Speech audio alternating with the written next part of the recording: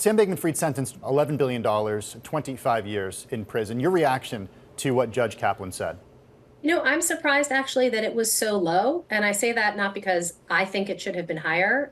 I think I would have given him a lower sentence if I were the judge.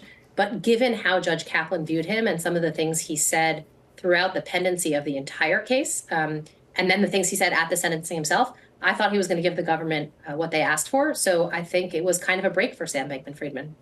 Well, to that point, Rebecca, that you were surprised that it is so low. I mean, does the fact that he's a first-time white-collar committer of this crime, does that weigh in at all?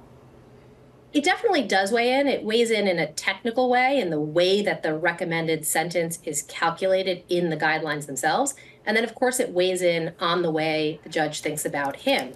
But I thought one of the things the government did that was most compelling in its presentation, in its written submission, was it had that chart where it showed other defendants, white-collar defendants, who had loss amounts that put them in the same category, and it showed the sentence they received.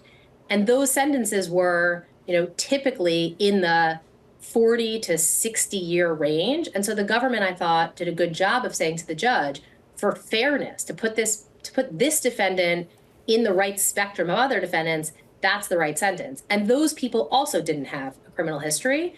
And so I think that it is already baked in some ways that he doesn't have a prior conviction. If he had had a prior conviction, he'd be much worse off, of course.